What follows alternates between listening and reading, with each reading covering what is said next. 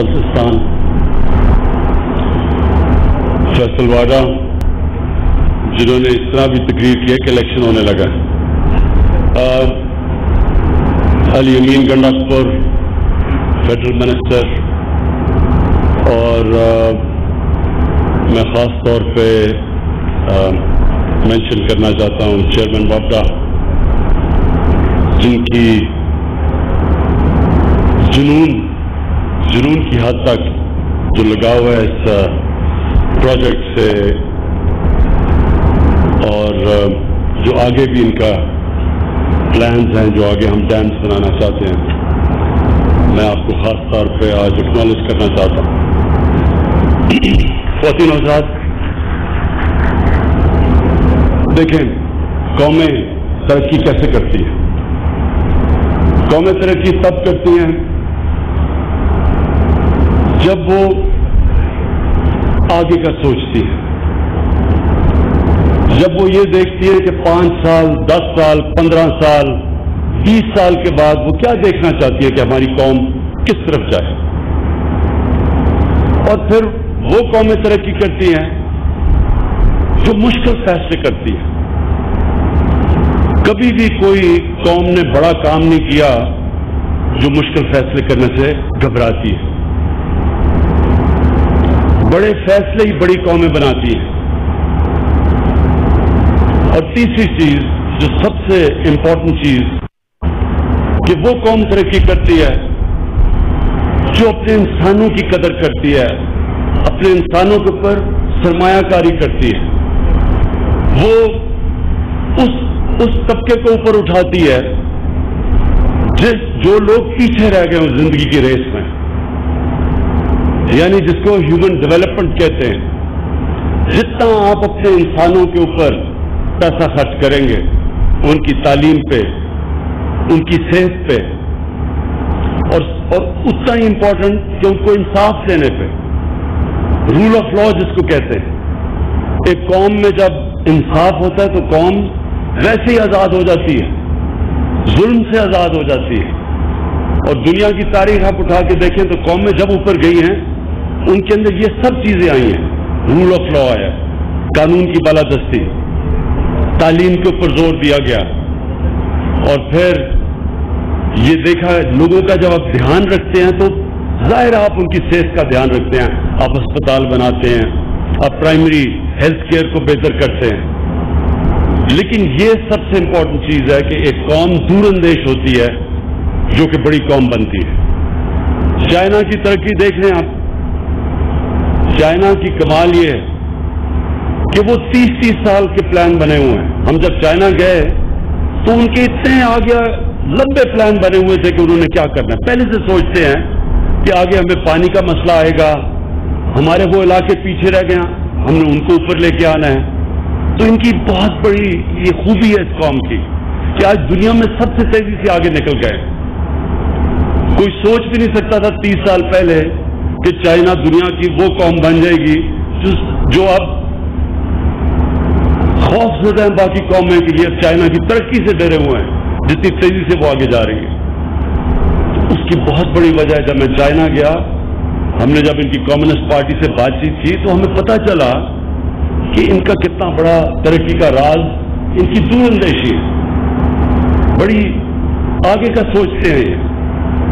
اور جو ہماری بدقسمتی رہی کہ ہم نے یہ شارٹ ٹرم کے اوپر فیصلے کیے، جو جب ڈیموکریسی ہوتی تھی تو وہ فیصلے کرتے تھے کہ میری الیکشن سے پہلے جو بھی پروجیکٹ کمپلیٹ ہو جائے تو اسی کے اوپر زور لگاؤ، کیونکہ ہم نے الیکشن میں وہ پروجیکٹ دکھا کے ووٹ لینی۔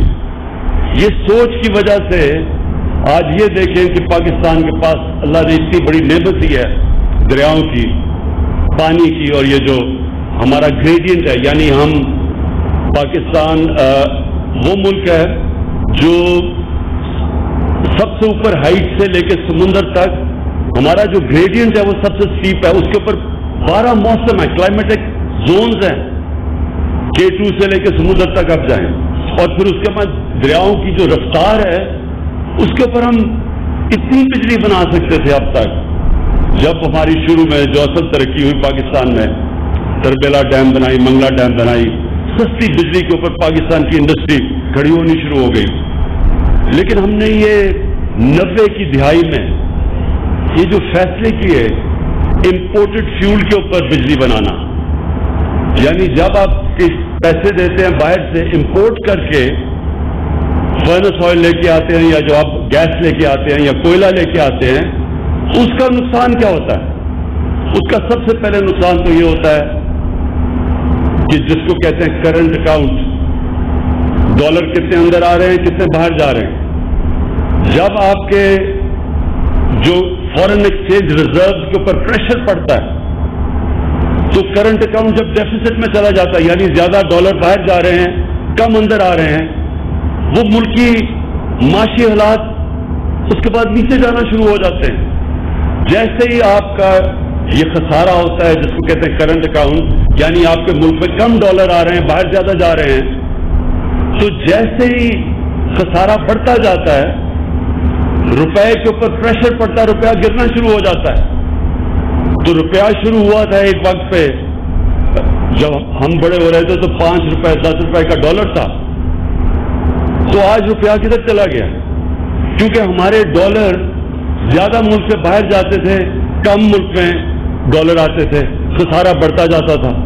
ہماری جب گورنمنٹ آئی تو پاکستان کی تاریخ کا سب سے بڑا خسارہ 20 ارب ڈالر کا خسارہ تھا، جو پاکستان کی تاریخ میں سب سے بڑا تھا۔ تو اس کا مطلب کہ روپے کے اوپر پریشر پڑنا تھا، کیونکہ ڈالر جب کم ہوتے ہیں تو اس کا مطلب ڈالر کی قیمت اوپر چلی جاتی ہے، روپیہ نیچے آ جاتا ہے۔ تو جب ہم نے یہ غلط فیصلے کیے کہ ہم نے فرنس آئل یعنی باہر سے تیل امپورٹ کر کے اس کے اوپر جب بجلی بنانی شروع کی تو اس کا پریشر پڑنا شروع ہوا ہماری کرنسی پہ۔ یہ یاد رکھیں، جب آپ کا روپیہ گرنا شروع ہوتا ہے، ساری چیزیں جو باہر سے ہم امپورٹ کرتے ہیں وہ مہنگی ہو جاتی ہے، تو مہنگائی بڑھنی شروع ہو جاتی ہے۔ مہنگائی جب بڑھتی ہے سب سے زیادہ غریب آدمی کو اثر ہوتا ہے، غربت بڑھنی شروع ہو جاتی ہے۔ ملک کے پاس پھر وہ طاقت نہیں ہوتی کہ وہ چیزیں خریدیں جس سے ملک امپورٹ کر کے مشینری لگائے، انڈسٹری لگائے، وہ سب کچھ مہنگی ہو جاتی ہے۔ تو ہمیں بدقسمتی سے یہ جو ہم نے غلط فیصلے کیے، ہمارے پاس اتنی زیادہ بجلی بن سکتی تھی دریاؤں سے، ہم نے اس کے بجائے امپورٹڈ فیول کے اوپر بجلی بنانی شروع کی، اور تب سے پھر ہماری انڈسٹری کے اوپر بھی افیکٹ کیا۔ انڈسٹریلائزیشن بجائے ہماری بڑھنے کے، ہم ڈی انڈسٹریلائز کرتے رہے۔ ہمارے مقابلے میں جو اور ملک تھے ہمارے سے پیچھے تھے، وہ زیادہ ہمارے سے آگے نکل گئے، اور اس میں ساری ساؤتھ ایسٹ ایشیا میں ایشین ٹائیگر، ان سب کی مثال ہے ہمارے سامنے۔ تو یہ جو آج ہم نے اس کی بڑا فیصلہ کیا ہے، ایک ایسی پاکستان کی تاریخ کی سب سے بڑی ڈیم اب ہم بنانے جا رہے ہیں، دیا میر بادشاہ ڈیم۔ انشاءاللہ یہ ہمارے ملک کی سب سے بڑی ڈیم ہوگی۔ آپ یہ سمجھ لیں کہ یہ ہماری تیسری بڑی ڈیم ہوگی، کیوں جل مزم یہ تیسری بڑی ڈیم ہے ہماری۔ چائنا نے 5000 بڑی ڈیمز بنائی ہوئی ہیں، ٹوٹل ڈیمز ان کی کوئی 80,000 ہیں، لیکن جو بڑی ڈیمز ہیں وہ 5000 ہیں، ہماری 3 ہیں، یہ تیسری بنے، 2 ہیں، یہ تیسری بننے جا رہی ہے۔ تو اس سے آپ اندازہ لگائیں کہ ہم نے یہ کتنی بڑی تاریخی غلطیاں کی، اپنے ملک کے اوپر ہم نے اپنے لوگوں کے اوپر ظلم کیا، کہ جب اللہ نے ہمیں نعمت دی ہوئی تھی پانی کی، ہم نے کیوں نہیں سوچا اس کا۔ اور یہ جو دیا میر بادشاہ ڈیم، آپ کو پتہ ہے یہ آج سے 50 سال پہلے اس کے اوپر فیصلہ ہوا بنانے کا۔ اس کی سائٹ تو پہلے سے تھی، کیونکہ زبردست سائٹ ہے اس کی، یعنی جو راک سٹرکچر ہے، یہ جو پتھر ہیں اس کے، اس سے بہتر جگہ ڈیم کی ہو ہی نہیں سکتی، نیچرل ڈیم ہے۔ 40 سال پہلے فیصلہ ہوا اور آج جا کے ہم اس کے اوپر کام شروع ہوا ہے۔ تو یہ اگر آج ہم پیچھے دنیا آگے نکلی اور ہم اپنے اوپر اس طرح آگے نہیں بڑھ سکے، تو یہ آپ کے سامنے ایک بہت بڑی وجہ ہے۔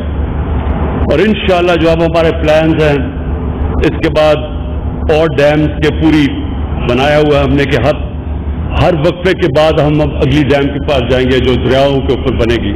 اس سے ہوگا کیا؟ نمبر 1 کہ ہمیں کوئی روپے پہ پریشر نہیں پڑے گا, ہمارے فورن ایکسچینج پہ پریشر نہیں پڑے گا, اپنا فیول ہوگا, یعنی جو پانی ہے وہ پاکستان کا ہوگا, امپورٹ نہیں کرنا پڑے گا. دوسری چیز, اور ایک اور پاکستان کے سامنے ایک بڑا مسئلہ ہے جو آج سے ساری قوم, اب ہم اس طرف, میں نے اس ساری قوم کو اس طرف لگا دیا ہے کہ ہم نے اپنے ملک میں درخت اگانے ہیں, 10 ارب درخت ہم نے فیصلہ کیا اگانے کا. وہ کیوں؟ کیونکہ پاکستان متاثر ہو سکتا ہے آگے کلائمیٹ چینج سے, گلوبل وارمنگ سے. اس کا مطلب کہ جب ٹیمپریچر بڑھتے جائیں گے تو پاکستان وہ ملک ہے, وہ 10 ملکوں میں جدھر سب سے زیادہ نقصان ہو سکتا ہے. تو لہذا یہ جو جب آپ پانی کے اوپر بجلی بناتے ہیں تو ہم گلوبل وارمنگ میں اضافہ نہیں کرتے. جب ہم کوئلے پہ بناتے ہیں یا ہم فرنس آئل سے بجلی بناتے ہیں تو وہ گرمی پیدا کرتی ہے, یعنی گلوبل وارمنگ میں اضافہ کرتی ہے. تو دونوں طرح ہمیں فائدہ ہے, نہ ہمیں امپورٹ کرنا پڑے گا فیول اور نہ ہمارے ماحولیات کے اوپر اس کا نیگیٹو اثر پڑے گا. اور پھر جو آج کل ضرورت ہے سب سے بڑی, میری قوم کو, نوجوانوں کو نوکریاں چاہیے. مشکل وقت سے ہم گزر پہلے رہے تھے, پھر یہ کورونا وائرس کی وجہ سے جو شٹ ڈاؤن کیا گیا اس سے بہت بڑی بے روزگاری پاکستان میں پھیلی ہے. اور کیونکہ میں یہ سارا آپ کا علاقہ جانتا ہوں, گلگت بلتستان کا, اور یہاں کلاس کئی دفعہ میں آیا ہوں پچھلے 30 سالوں میں, تو مجھے تو پتہ ہے کہ یہاں سارا اوپر علاقہ ٹورزم کے اوپر کتنا ڈپینڈ کرتا ہے. ان کی کتنی ضرورت ہے کہ یہ گرمیوں میں ٹورزم آئے, اور پھر ہر جگہ گیسٹ ہاؤسز بنائے ہوئے لوگوں نے, بڑا ذریعہ معاش ہے, آمدنی ہے لوگوں کی. تو مجھے پتہ ہے کہ کتنا متاثر ہوا یہ سارا علاقہ. میں چیف منسٹر صاحب سے کہوں گا کہ SOPs کے ساتھ ابھی سے تیاری کریں کہ ان علاقوں کے اندر ٹورزم کھولنی شروع کریں.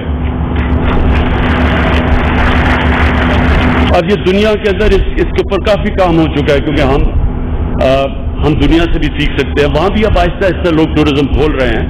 ظاہر ہے اس طرح کی ٹورزم نہیں ہو سکے گی جو کہ یہ کورونا وائرس سے پہلے کی تھی, لیکن ابھی آپ شروع کر سکتے ہیں آہستہ آہستہ کھولنا, اور SOPs اس کے ڈیولپ کر دیں. ہم آپ کو اپنی NCOC سے آپ کو بھجوا دیں گے کہ کیا کس طرح کے آپ کو چاہیے, اور وہ انشاءاللہ آپ کھولنا شروع کریں.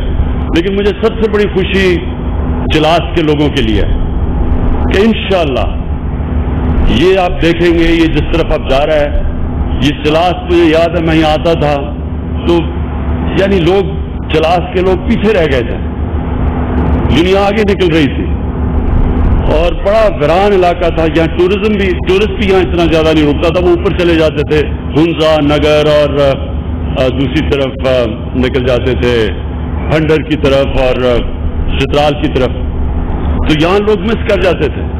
تو اب آپ کے لیے اللہ کی طرف سے یہ ایک زبردست موقع ملا ہے کہ یہ جب جیسے جیسے ڈیم بڑھتی رہے گی, بزنس ایکٹیویٹی بڑھتی جائے گی, یہ جب لیک بن جائے گی بڑی, یہ علیحدہ ایک ٹورسٹ ریزورٹ بن جائے گی.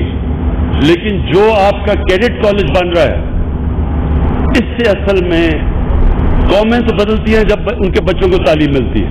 تو بہترین تعلیم کا جب ادارہ بن جائے گا یہاں, جو مجھے چیئرمین وابڈا نے بتایا ہے کہ بڑا زبردست بلڈنگ بن رہی ہے اور اس کے لیے پیسے بھی الوکیٹڈ ہیں, تو انشاءاللہ آپ کے لیے ہر طرح چلاس کے لوگوں کے لیے ایک موقع ملا ہے, اور اصل میں گلگت بلتستان کے لوگوں کے لیے یہ بہت بڑی چیز ہے. اور مجھے یہ بھی شور کیا گیا کہ آپ کو بجلی مفت مل رہی ہے.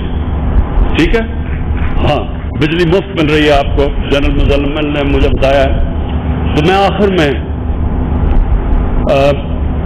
گلگت بلتستان کے لوگوں کو یہ کہنا چاہتا ہوں کہ ہم اگر آپ کے لیے ہم نے بجٹ اس پاری بڑھایا تو وہ اس لیے نہیں ہے کہ میں آپ کے اوپر کوئی احسان کر رہا ہوں.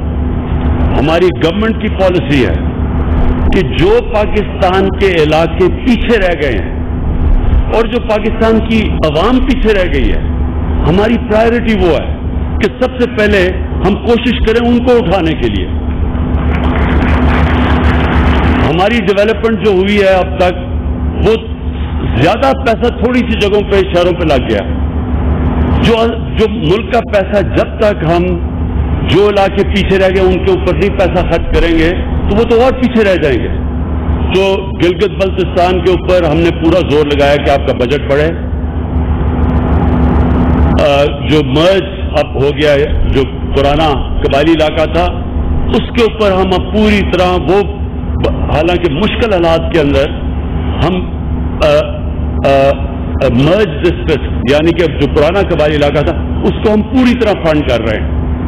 اور تیسرا بلوچستان جو ہمارا ہے تو زمینی طور پہ سب سے بڑا صوبہ، لیکن وہ بھی بہت پیچھے رہ گیا ہے، تو اس کے اوپر بھی ہم نے اس پر ہی بلوچستان کو پیسہ دیا ہے۔